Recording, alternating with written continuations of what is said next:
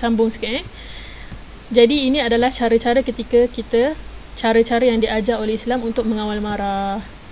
Jadi kalau awak awak sakit hati dengan adik awak ke, masa tu awak tengah diri, contoh awak tengah diri, awak nak marah adik awak, macam mana caranya untuk kita kawal marah? Antaranya adalah kita daripada diri, kita duduk.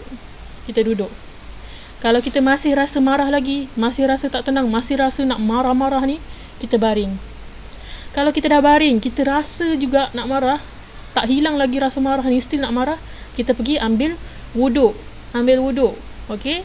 Kalau kita dah ambil wuduk, kita still rasa nak marah, kita pergi dirikan solat sunat 2 rakaat. Niat je, saja aku solat sunat 2 rakaat kerana Allah Ta'ala. Kalau kita still nak marah juga, kita pergi minum air. Okey? Dan istighfar banyak-banyak. Okey? Dan istighfar. Bila kita nak marah, kita rasa nak marah, nak maki orang, nak marah-marah orang, kita kena kontrol.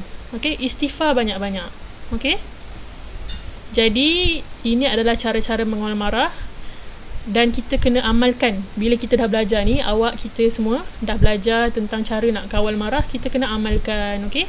Jangan ikutkan rasa sangat nak marah tu. Marah tu semua bisikan syaitan. Jangan ikut bisikan syaitan tu. Okey? Dari segi kesihatan pun, marah ni adalah emosi yang tidak baik untuk kesihatan ni. Sebab bila kita marah, jantung kita berdetak laju. Boleh menyebabkan Ustaz tak ingat sangat boleh menyebabkan apa. Bila kita tengah marah ni, boleh mengakibatkan serangan jantung. Bila kita kerap sangat marah, boleh mengakibatkan darah tinggi. Itu dari segi kesihatan. Marah tu pun memang benda yang tak baik lah, yang tak bagus. Jadi dalam Islam dah ditunjuk, dah diajar macam mana untuk kawal marah. Okey? Nabi pun dah ajar macam mana. Contoh kalau orang buat salah dengan kita, kita maafkan, lebih tenang. Okey? Lebih tenang. Sebab tu Islam galakkan sikap bermaaf-maafan, memaafkan. Okey? Sifat amarah ni hanya layak untuk Allah sahaja. Untuk kita tak layak. Sebab kita memang, bila kita marah itu semua jadi dari syaitan. Bila kita marah. Okey, zon berfikir. Okey, ni ada sedikit kisah. Ustazah bacakan kisah. Contoh lah untuk tauladan kita. Didi seorang yang pemarah. Orangnya panas baran. Sikit-sikit nak marah. Emosinya sentiasa nak marah. Tak stabil. Tenang ke orang yang marah ni? Orang yang pemarah ni tak tenang. Serabut, selalu panas, hati dia panas, dia nak marah. Itu menandakan tidak sihat lah. Hatinya tidak sihat, fizikalnya pun tidak sihat, otaknya tidak sihat. Okey, suatu hari dia dinasihati agar mengira jumlah orang yang telah dimarahinya dengan menukul paku di papan setiap kali dia marah. Okey, satu hari ada orang nasihatkan Didi ni supaya dia kira berapa orang satu hari yang dia marah. Macam mana dia nak kira? Orang ni nasihatkan kawan dia nasihatkan supaya dia ketuk paku kat papan.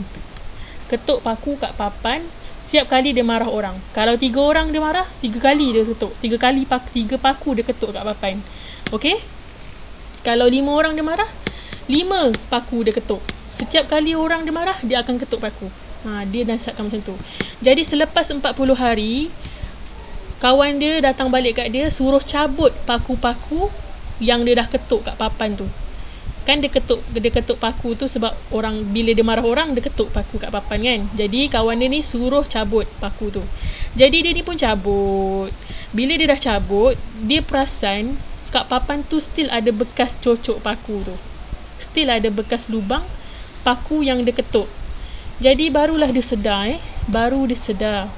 Macam itulah hati-hati orang yang dia marah. Walaupun dah lepas, dia dah marah, walaupun dah cabut pakunya, dia dah tak ada dengan orang tu, tetap berbekas di hati. Luka tu tetap berbekas di hati walaupun dia dah tak marah. Contoh dia marah adik dia hari ni, Dia marah pumpang, dia marah adik dia. Esoknya dia dah tak marah dah. Tapi adik dia still rasa kat hati tu. Lepas dia marah, still rasa sakit hati. Macam tu je lah juga. Jadi dia sedar lepas dia buat gini, dia paku, dia cabut, dia nampak ada bekas lubang. Jadi dia tahu kesan dia marah tu takkan hilang pada hati orang-orang yang dia marah itu. Selepas itu dia pun berubahlah jadi baik. Dia minta maaf. Macam mana nak hilangkan kesan-kesan ni? Dengan meminta maaf, berjanji takkan buat lagi. Itu adalah cara-cara untuk untuk mengubatlah hati-hati orang yang kita dah marah. Okey, itu saja untuk hari ini. Kalau ada apa-apa soalan boleh tanya Ustazah. Untuk hari ini penerangan saja, tak ada latihan. Untuk akan datang kita akan buat latihan, kita akan buat aktiviti. Okey. Jadi dengan ini habislah buku teks hadis tahun 2. Kita dah habis belajar hadis tahun 2. Lepas ni kita ulang kaji dan buat aktiviti saja. Okey, terima kasih. Assalamualaikum warahmatullahi wabarakatuh.